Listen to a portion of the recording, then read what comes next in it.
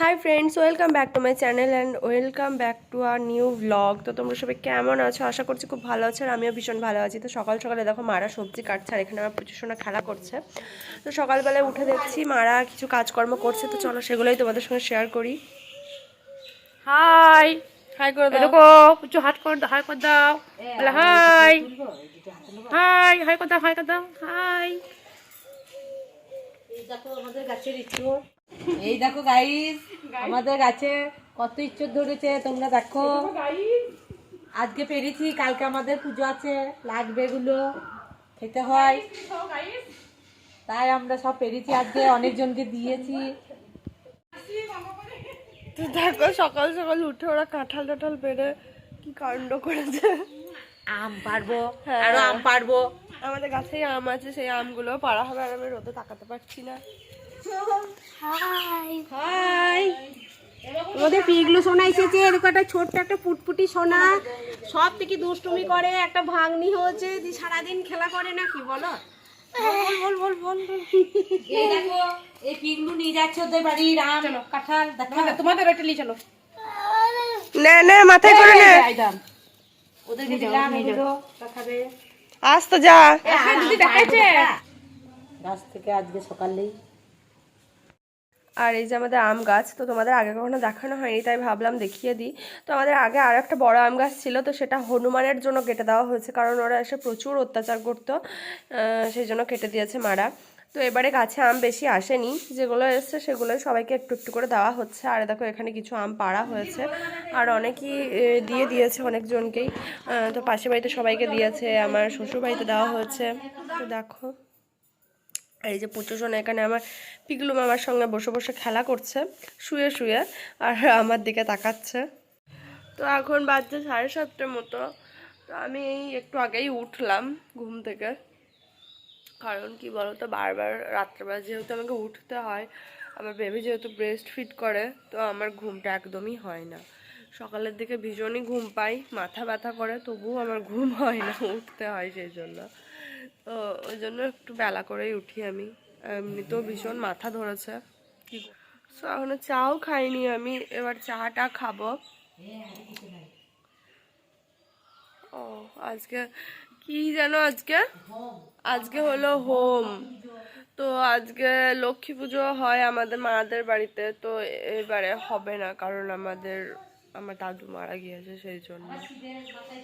হ্যাঁ, আজকে শিবের মাথায় জল ঢালা, এখানে আমাদের চৈত্র মাসে পুজোতে শিবের নীল পুজো হয় সেই জন্য। তো চা আজকে খেতে নেই, আর আমি আবার চা ছাড়া এক মুহূর্ত থাকতে পারি না। আমার সকালে বিকেলে চা চাই, তবু এখনো বিকালের চাটা একটু স্কিপ করেছি কিছুদিন। দেখতেই পাচ্ছ বা ঠান্ডাতে আমার গলা একদম পুরো বসে গিয়েছে, আর আজকে স্নান করে তারপরে খেতে পাবো।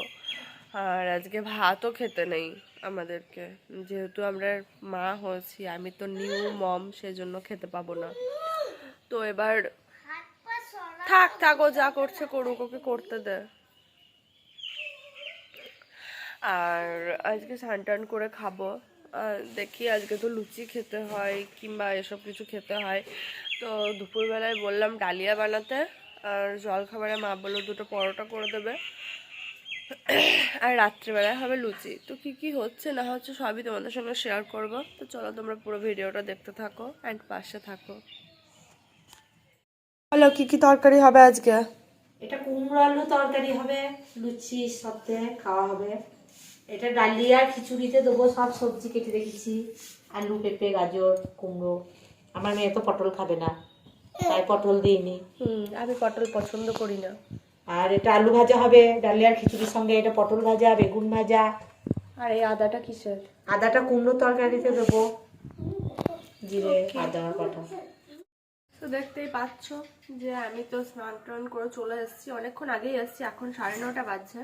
তো আমি 9টার মধ্যেই চলে এসেছি, তারপরে তো মারা করলো, আর আমি এসে আগে পুজো সোনাকে আগে খাওয়ালাম, ঘুম পাড়ালাম, আর তারপরে এই যে আমি চা করে নিয়ে চলে এসেছি, যেটা ছাড়া আমি একদমই থাকতে পারি না, আমি তোমাদের বলেছি।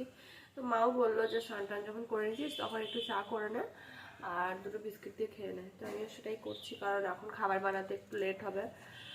তো খিদে পেয়ে যাবে, সেই জন্য আর বেশিক্ষণ খালি পেটে থাকাও আমার উচিত না। আর আজকে তো চালের কোনো জিনিস খেতে পাবো না, তো সেই জন্য ভাবলাম বিস্কিটই খেয়ে নিই, কারণ এটা ময়দা দিয়ে তৈরি হয়। তো চলো এর আগে খেয়ে নিই, তারপরে আবার কী কী হবে না হবে তখন সব কিছু তোমাদের সঙ্গে শেয়ার করবো।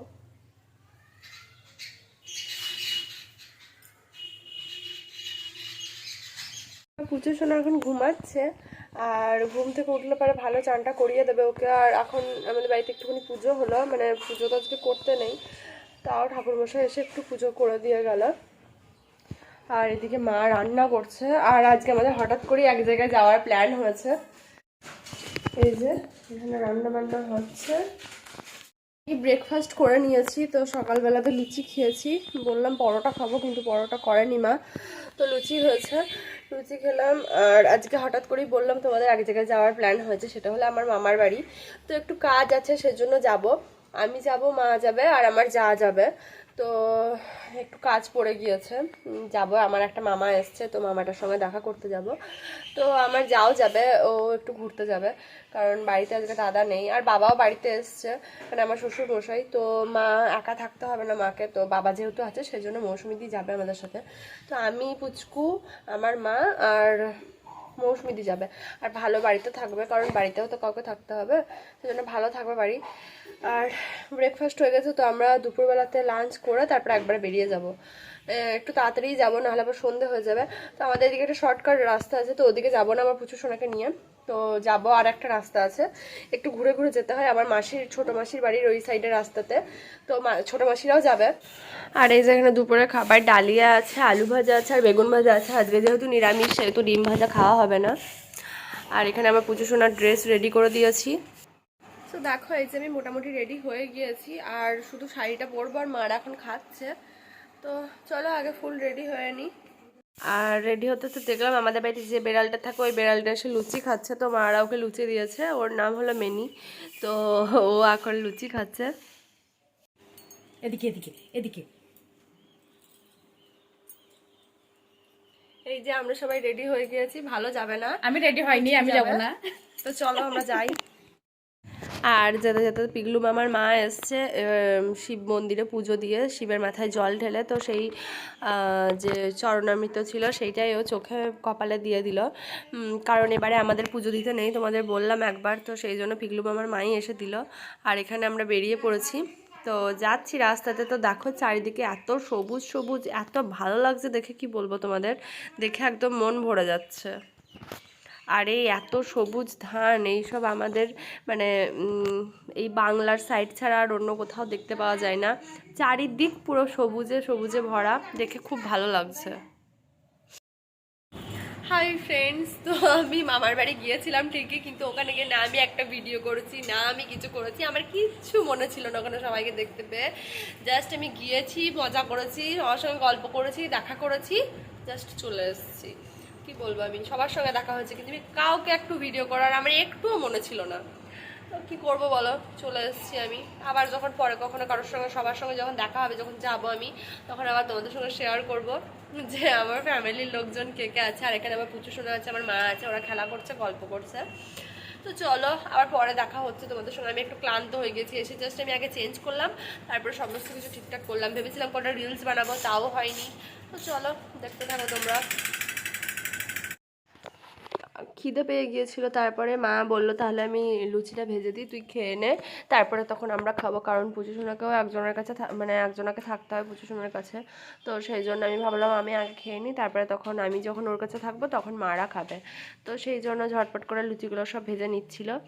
আর তারপরে তো আর কোনো কাজ নেই, খাবার দাবার খেয়ে দাও, তারপরে শুয়ে পড়ো। কি করছো বাবু, বলে দাও তো কি করছো, সবাইকে বলে দাও।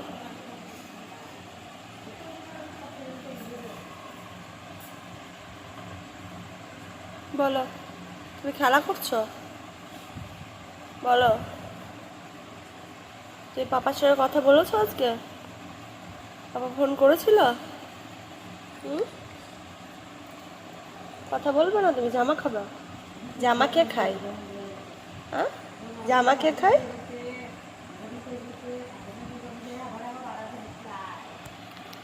তো চলো গাইজ, ও এখন খেলা করছে, তাই আমি ভাবলাম ভিডিওটা এন্ড করে নিই।